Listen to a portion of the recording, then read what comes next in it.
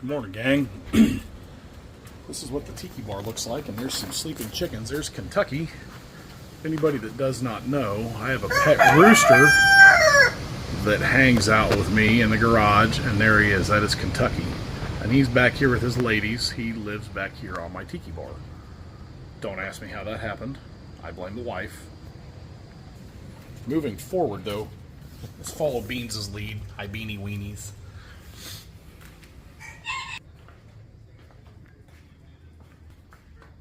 Drag week. All right, gang. McFrazzle Wiener here, a little after 6 in the morning on Tuesday. I am on vacation for a couple of days, so I am going to do a quick walkthrough of the McFrazzle Wiener garage and show you guys where I get my work done at. It is a mess. I shut the doors last night and walked away from it, didn't put anything away or pick anything up. I generally, as I work, I put stuff away when I'm done with it. I try not to be one of those guys that gets 100 things out and just keeps stepping over it until the project is done. I kind of tend to work on stuff and put stuff away as I'm using it and try to keep clutter down. I don't have enough space. I don't have enough space to really have shit laying everywhere. So having 10 pounds in a 5-pound bag does help me be a little bit disciplined to keeping stuff put up. So let's talk about the garage real quick. 4 corners drywall, that's really nice. I told the wife when we bought this house, I said, look, I only have a couple of criteria in the house. I need at least a 1-car garage, preferably a 2. And I said, then when we get the garage, I don't give a shit what goes on. Your stuff doesn't go in the garage, and I won't park my stuff in the house. And that deal has worked out pretty good for us. She doesn't park her car out here, and I don't get to live in the house. I sleep right there. Anywho, the garage back in this corner, there isn't much back here. This is exterior door. This just goes to the driveway. Fortunately, my driveway is as wide as the garage. It goes all the way over from that corner of the house. So over here, my garage is about 4 feet wider than your standard 2-car. Hang on, let's kill some of those overhead lights.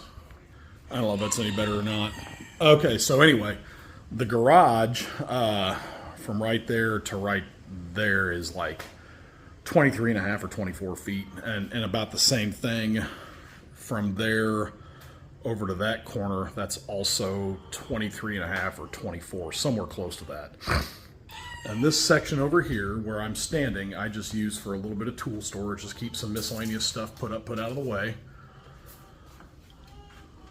And so this is the bay where the Corvette has always been parked, right here. This is where it's always lived. The Chevelle lives over there, but the front clip off the Corvette is, it's over there right now. Anyway, so let's get over here to this corner and just kind of walk around the perimeter. Furnace, nothing I'd like to get when that furnace goes out, I'll get a horizontal one and hang it up, or I might even get one and install it in the crawl space. I'm a heating and air guy, so that kind of stuff is no big deal. Anywho, compressor, I've had that compressor for over 20 years, and it was used when I got it, old Coleman 230 volt, 60 gallon. That compressor, boy, I'll tell you what, she has been used and abused. That has been a good unit. Right after I got it, I had a buddy that he opened up his own freelance. He was a HVAC mechanic technician, or not HVAC, automotive. And he opened up his shop right after I got that thing. It was pretty short on money, so he borrowed it. And so he used that thing for 2 years, and it came out of an automotive shop when I bought it. I bought it for $200 in like 2005 or something, and it was used when I got it. That's been a good compressor. Clark pneumatic parts washer. I got that at Orscheln's when Clark was going chapter 11. And this is all very messy right now. I got towels stacked up there and paint cans. Those are the wife's paint cans. They just kind of live right there. Beans? What the hell was that? Beanie weenies. Anyway, so compressor, parts washer. If you've never used a pneumatic parts washer, I really like it, but you got to learn very quickly the valving. There's several valves on that thing that control the functions and the drain back and all that. And if you do it wrong and you're not wearing safety glasses, and you're going to hear me talk about safety glasses a couple of times. It's hard to see, but I have lots of safety glasses. Anywho, you should definitely put safety glasses on before you start actuating the valves on that thing, because if you don't, and you don't know how it works, you can get a face full of that solvent. It will bleh and get you. So be wary of that if you get a pneumatic parts washer. I really like it, but you know, I bought it because it was cheap, and you know, it works fine. That's Dad's plasma cutter down there. I borrowed that from him. I got a couple of projects coming up where I'm going to need it, and that is my buddy's plastic Mark IV big block Chevy block. That's going to be used for test fitting. And I got a little bit of fab work I've got to do to get the engine mount and the transmission crossmember in place in the Chevelle chassis. And that's what that stuff's going to be for. The Arc Captain MiG 200 6-in-1, that's a good welder. It's a cheap welder. It's a budget welder. If you're a welder by trade, just ignore it. If you're a DIY guy that needs a budget entry-level welder, look into that. That's been a good machine. Has a lot of cool features on it. If you don't know how to weld and you need to weld or need to learn or need to get a welder, that's a good machine because it'll help you. It has a synergic mode is what they call it. Look that up. But the synergic mode will help you get it set up and dialed in the way you need it. My leaf blower, my 60-volt dewalt leaf blower, I use that thing every freaking day. I literally come out here in the shop every day and blow the dust out of it. I'm in a very windy, well, we're in southern Kansas. For you guys that don't know, Kansas is actually the windiest place in the United States. I think the windiest place is not far, it's west of here, out by Liberal. But Chicago is, I believe, called the Windy City because of its blues music heritage, its wind instruments. Kansas is the fucking windiest place. Look it up. So there's always shit. I've always got that window open, that door open, these two doors open. So there's always shit. I mean, look around the floor. I mean, you know, come on. So I use that thing all the time. Sliding over here into the work center. Let's get back, get you kind of a lay of the land so you can see. So this is where I spend most of my time is right in that area right there. And underneath, old air tank, DeWalt metal cutoffs, DeWalt miter saw. Those two brake systems right there that you see, those are, they're actually brand new. They're just sitting out in crusty dusty, but brand new wheel wood for the front of the Chevelle. And in the box is rear wheel wood for the Chevelle. That's 9-inch.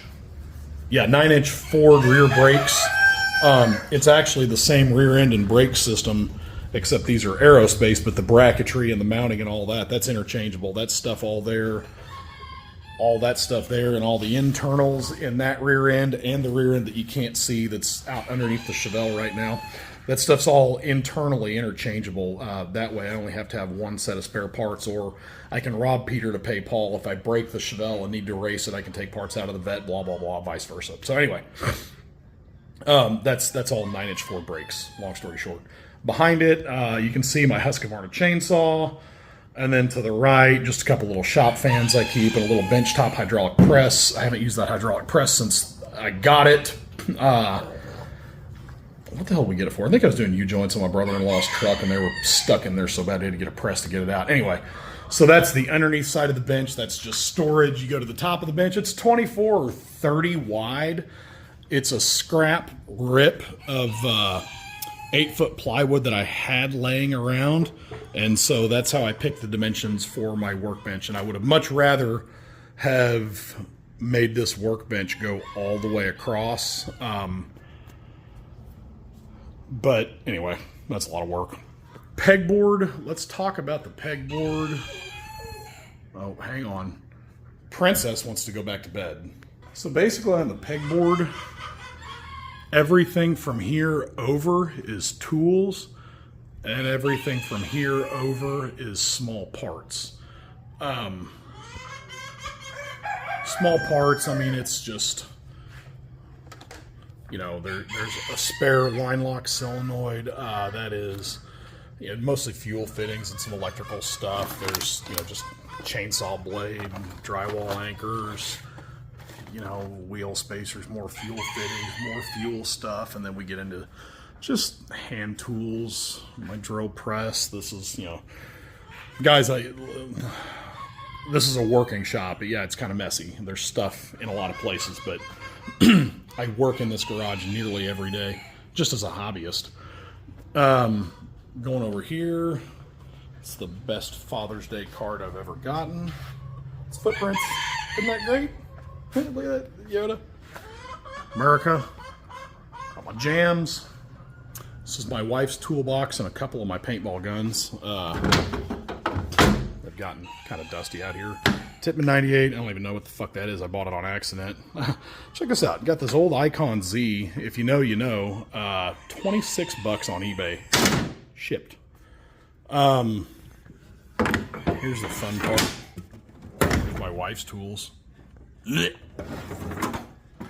It's actually really her box, but I'm occupying most of the space in it. You know, that's her tools there. So, kind of we'll do another lay of the land. Just kind of see. So over there, that is all the clutter and kind of the workstation. Oh, up there on that upper rack, it's all miscellaneous Chevelle parts. And then I do love me dewalt tools. Dewalt has been very, very good to me. Circular saw, brad nailer, jigsaw, circular saw. That 60-volt circular saw is a badass. That thing's awesome. Mostly chemicals, paints, cleaners, lubricants, things like that. Yeah, just stuff like that. Some wiring. And just more runoff, miscellaneous stuff. Blast cabinet, just a Harbor Freight blast cabinet, nothing special. The glove fell off inside. It's kind of a pain in the ass. I'll fix it when I need it. And just, let's see, here's the fun part. I don't know what I was thinking, but like an idiot, I set all this up and I put my toolboxes way over here, as far away from the workbench as I could. I don't know what I was doing.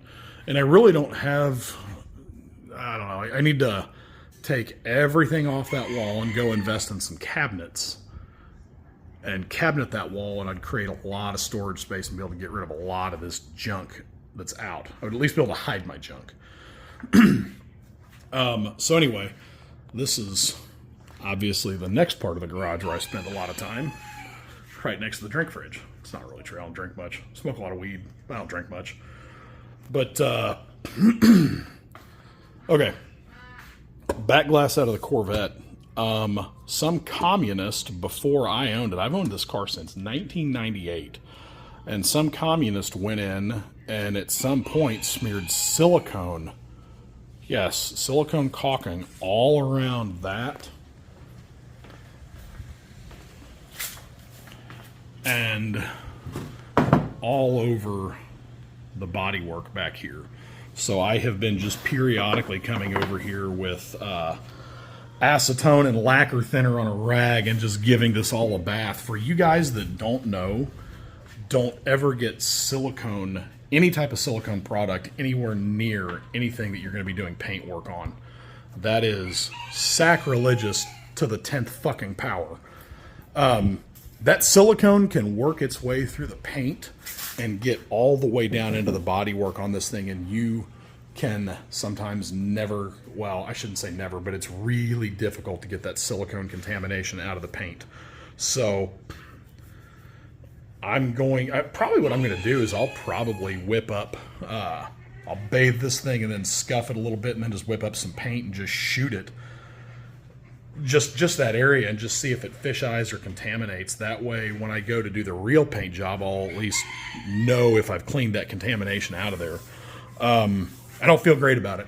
Silicone's a big no-no, guys. If you're ever doing body work, do not have any aerosol silicone products anywhere near. Even if the wind is traveling, my driveway is 55 feet long from the garage doors out to the easement. And if I had some silicone lubricant spray and it was breezy out and these garage doors were open and that window was open, I wouldn't do it. I'd walk down around the corner or just throw that silicone shit away. But anyway, tools. This is kind of fun. Everybody loves their tools. This is kind of messy up here. I got Coban. I got a I got a really wounded knee right now. I got a torn meniscus or something mechanical going on underneath my kneecap. Doctor's appointment's in about a week, though. I've already had x-rays done. I'm waiting on the orthopedist. But there is definitely some objects floating underneath my kneecap that used to be attached. And every now and then, they poke out, and I got to jam it back under there. And it sucks when that happens. Okay, but tools. Spare wedding rings. Always important to keep those laying around. I like the silicone rings. This is just, it's my gear wrench, Torquey, and just ratchets and electrics. I do like my Milwaukee power ratchets. I really like this one. That one's got a ton of beef. That's a 20 volt, 12 volt 3/8, 12 volt quarter, 12 volt 3/8. And this thing is a tank. The handle arrangement and the battery, you know, dewalt was like, oh yeah, whoops, that's an afterthought, but that's a beast of a tool. Do like wrenches. I don't use a ton of the wrenches in here very often. It's kind of the stuff that you pick up along the way that spares, except for that. That is my Klein. This is my wrench wrap. I keep this because when I go to the racetrack, I like to have a spare set. You know, you gotta have some tools with you, just in case. I have had to break out the tools at the track before. It's usually a bad day. Anyway, I keep that rolled up in here, and I take that to the track with me. So that's, these double box ends.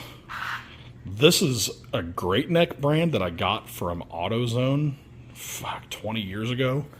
But now, if I was a day-to-day automotive technician, Great Neck would not be the tool that I go for. But for a cheap set of tools that were inexpensive, I do like those double box ends. I use those quite a bit. I like them, in fact, so much that I upgraded and bought these. Metric and SAE. I do like those. Those are great. Actually,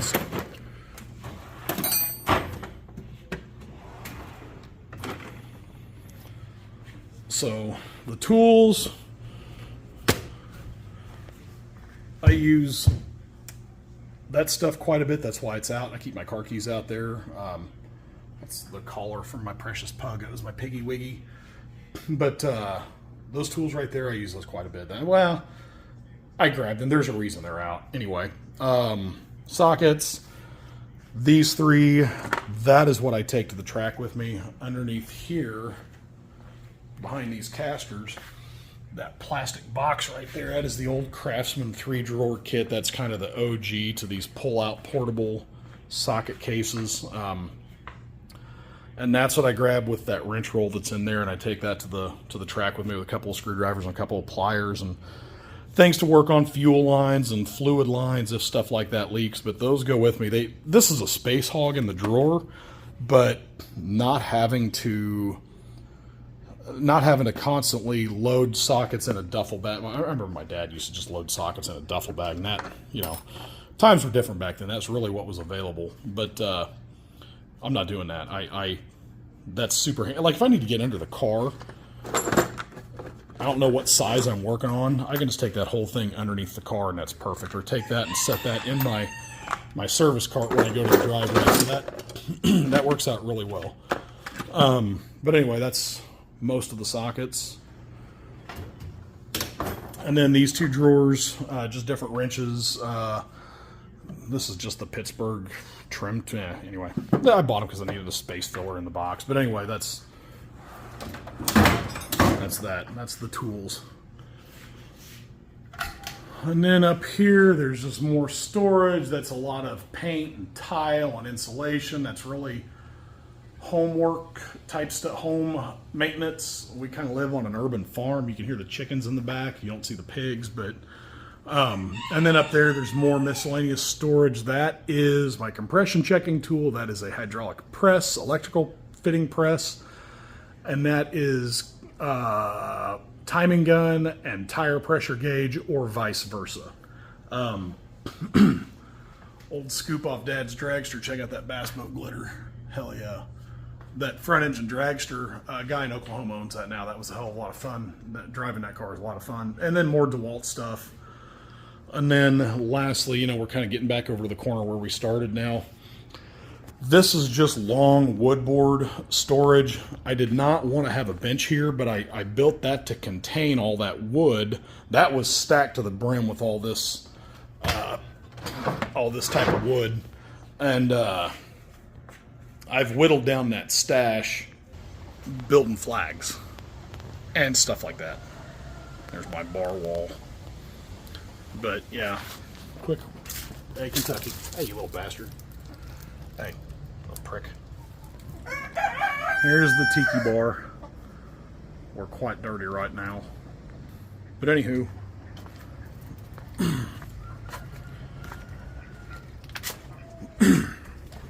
back to the shizzy. Alright, gang. It's Wormser's garage. So, I gotta cut this short. It's been a long video, ranted and raved, blah, blah, blah. We're gonna get back to some drag week action, and I'm going to get back and hopefully have that thing mostly ready to go back on the car by tomorrow. Laters.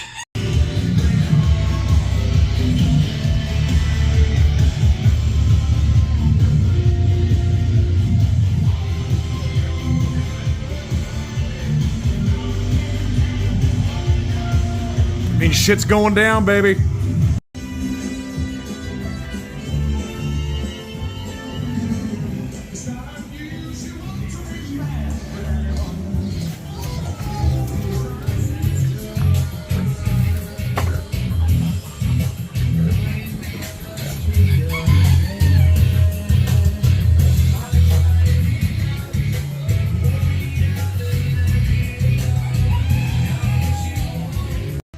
Hey gang, I wanted to add something real quick.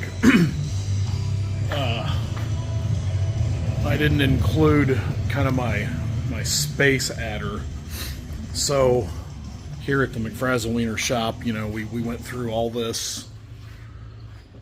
We stumbled through all this, let's put it that way. But then this is my paint shop, whatever you want to call it. This is my carport. It's just an Amazon special, 13 by 20.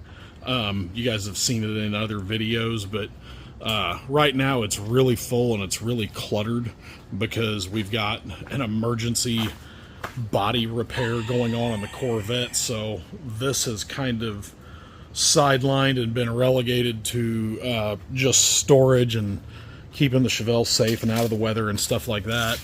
But this is the carport. This is super handy.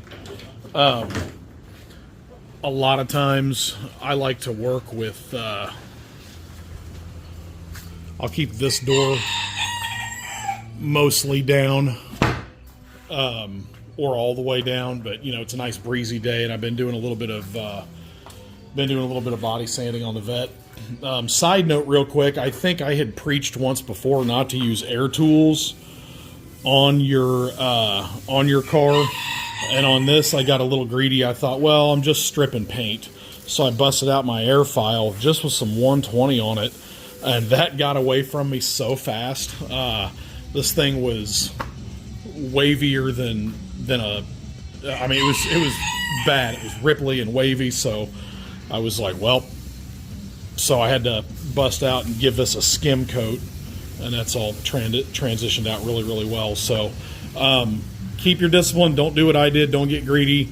Keep your air tools away from the fiberglass car. They have no business there. Just don't do it.